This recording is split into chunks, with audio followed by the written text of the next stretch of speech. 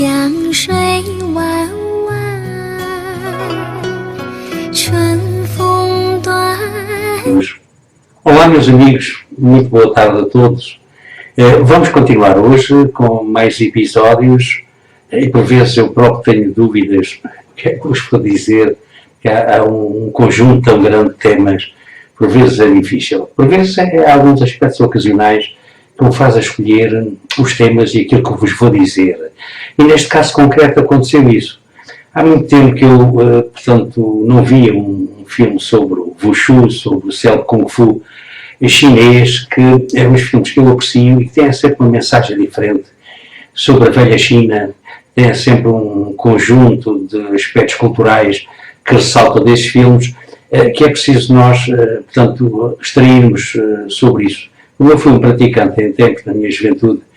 de artes marciais, desse Wushu, nas várias vertentes, em algumas coisas diferentes artes, portanto, o judo, o jiu-jitsu, o karatê, o aikido, um bocadinho também o budo, alguns aspectos com as armas também, não quis deixar. E então esse filme era muito interessante porque era uma luta entre a escola da garra da águia e a escola do punho da serpente. Nós sabemos que o Wushu chinês se inspirou muito nos animais, nos 5 animais, para poder fazer a sua codificação de determinados movimentos que a japonês chama as katas e as chinesas são as formas de codificar esses movimentos para os adestrar e com o tempo e fazendo para depois na altura certa eles saírem, portanto, elementos de defesa e de ataque. E hoje, neste episódio, vou contar-vos um aspecto breve, porque o tema é tão variado que não vai chegar a estar uns minutos convosco para vos contar tudo. Será preciso mais coisas, mais episódios, mais presença para vos contar mais coisas. Hoje vou-vos contar-vos um bocadinho do nascimento das artes das mãos nuas, do Wushu, chamado o Karatê no Ocidente, ou chamado Kung Fu também no Ocidente, porque Kung Fu em chinês não é bem aquilo que nós consideramos na Europa e no Ocidente. Kung Fu quer dizer que uma pessoa é bom numa determinada matéria, pode ser um bom calígrafo, pode ser um bom fazedor de porcelana, e se chegar a ser exímio nessa arte, diz que tem bom Kung Fu. Portanto, não quer dizer, adestrou-se e deu-se esse nome, foi mais generalizado e ele popularizou-se mais desde os filmes do célebre Bruce Lee, o jovem que morreu tão cedo, com 33 anos, nasceu em 1940 e morreu em 1957, portanto foi breve a sua existência e ele também difundiu na América, especialmente no Ocidente, todas aquelas artes mais antigas que havia. Entretanto, vamos contar um bocadinho da história das mãos nuas. Isto remonta ao Viyamuchi, portanto, remonta estas artes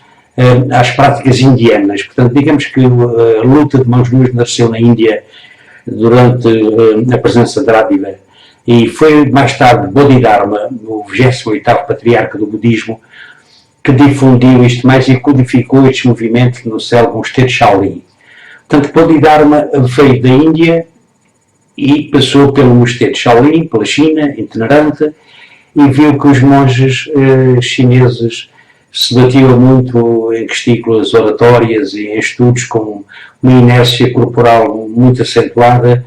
e era preciso um exercício em que eles se desenvolvessem mais as suas aptidões, até porque eles por vezes saíam e eram presa fácil de muitos salteadores de estrada que os podiam atacar, e então o Bodhidharma começou por codificar que ele já trazia da Índia alguns aspectos dessa presença e desse de defesa e ataque que punham as pessoas e os monges ao abrigo desses ataques e adestravam-nos fisicamente mais. Assim foi, portanto, o Templo Shaolin, depois mais tarde, no século XVIII, havia de ser destruído também, antes da chegada a Manchu, mas havia de ser construído novamente, mas nessa altura Bodhidharma, portanto, em meditação constante e com presença muito tempo no mosteiro, codificou esses aspectos e instituiu essa arte. Depois daí houve mais artes, há uns 300 e tal estilos de Wushu, de combate de mãos nuas na China, e depois, mais tarde, isso derivou também para o Kobudo, ou seja, foram adotadas determinadas armas para serem também portanto, manipuladas pelos artistas das artes marciais e ter uma extensão do próprio corpo, das próprias mãos. E tivemos mais, tivemos o Bo, que é o bastão,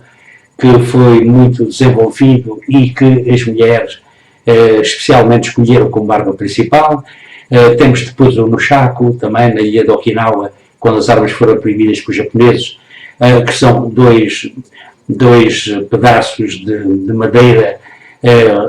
ligados um ao outro por crina de cavalo, uma pequena corrente, que eram proibidas as armas. Temos o Kama, que é um género de uma foicezinha que servia para trabalhos campestres, que foi adotado também. O Kuziak, que é uma corrente também que eles adestraram e trabalhavam muito bem com ela para defender. E essas armas todas, chama-se o Kobudo, é uma panóplia extraordinária, que passou também ao Japão, alguns com outros nomes, ao Sai também, que é um género de uma arma que servia até no tempo dos samurais com um golpe muito adestrado para partir as armas de um antagonista. Portanto, há o Naginata, que é um género de uma gadanha com o cabo também de madeira comprido, que era uma arma temível também. Foi muito usada na China e depois no Japão. E, portanto, para dizer que este mundo das artes marciais, das artes, evoluiu bastante e é um universo extraordinário. Os vários estilos que estão codificados, que depois foram codificados no Japão, e na própria China há muitos estilos também, que muitos deles deram na arte do punho supremo, o chamado Tai Chi Chuan, portanto a arte suave que nós vimos ser praticada nos jardins de Macau e Hong Kong e na China, uma arte muito suave, mas que se desengana quem pensa que é uma arte que não tem grandes propósitos de defesa ou de ataque. É uma arte que os melhores adestrados, as melhores pessoas noutras artes, nunca foram capazes de neutralizar um dos mestres, dos grandes mestres do Tai Chi Chuan, como o mestre Morei Ueshiba, como o mestre Jigoro Kano. Muitos desses mestres nunca foram vencidos praticando artes mais suaves, internas, há artes internas e externas, nunca foram vencidos porque realmente o desenvolvimento deles mental e a sua força era extraordinária e eles praticavam o Kiai, aquele grito surdo que sai do ar, do baixo ventre, e que é contundente, pode fazer cair os pássaros quando voam e pode paralisar o adversário, assim como pode também reanimar se ele tiver uma síncope breve. É fácil em algumas escolas ver que alunos têm problemas momentâneos e os mestres com o Kiai, uma massagem ocasional, rapidamente os normalizam e põem bem. Portanto, é um mundo extraordinário que eu hoje falei-vos de uma forma geral e em breve vou falar-vos com aspectos mais particulares, especialmente também nas armas, no Kobudo, porque falámos um bocadinho da China, fugazmente falámos no Japão, e vamos falar também mais sobre também o Japão, sobre outras armas que há também, as armas dos samurais, o que é que elas obedeciam quando eram feitas, o seu aço, como é que realmente elas viviam e o samurai sentia que era a sua alma, não se separava da sua espada constantemente, e a maneira das preces sintoístas e da maneira como a arma era feita tinha muito a ver com a sua presença futura. Dizia-se que a arma tinha alma, que vivia e que sabia, e tinha opções também esotéricas, quando era forjada de determinada maneira e entregue depois ao seu senhor, ao samurai. Vamos contar depois mais histórias. Isto hoje é mais um aspecto geral. Como vos dizia, isto é um mundo extraordinário e que, portanto, é difícil contarmos tudo de uma vez só. Falámos aqui no Bruce Lee, podíamos falar também do Jackie Chan, um artista mais contemporâneo, que também não tem duplos nos seus filmes e faz coisas espantosas, e é um grande adestrador, é um grande cultor também do Wushu, da arte das mãos nuas, do chamado Kung Fu, para vocês perceberem melhor. E outros artistas marciais também, que depois apareceram no Ocidente e muitos deles estiveram na China e no Japão. O Templo de Shaolin recebe hoje, atualmente, proponentes que vão fazer estágios, vão fazer o seu curso de 6, 8 meses, estarem lá, até vir mais adestrados de lá e aprender outro tipo de coisas. No Japão também ainda há umas famílias que cultivam o ninjutsu, a arte dos ninjas, e que alguns ocidentais tiveram com esses mestres, foram recebidos por esses mestres para poder adestrar-se mais e ir a mais longe. Portanto, isto foi uma abordagemzinha hoje muito simples deste mundo enorme, e mais tarde vamos pormenorizar mais isto com as armas do Kobudo e contar mais alguns episódios que estão nos anais do Tai Chi, dos vários estilos, o estilo dos 63 movimentos da garra d'águia, o punho de serpente, o estilo do Gru, o estilo do macaco, o estilo do bêbado, que é extraordinário, que é um estilo que pensa que o adversário minimize o antagonista, neste caso quem faz estes movimentos, débrio, e no fim a pessoa está atenta e responde rapidamente e utiliza o seu adversário com uma facilidade muito grande. Portanto, meus amigos, hoje foi uma coisinha muito breve, depois falei sobre muita coisa que depois vamos desenvolver, e até breve, e cá os aguardo para a próxima vez, e o meu obrigado pela vossa presença. Adeus.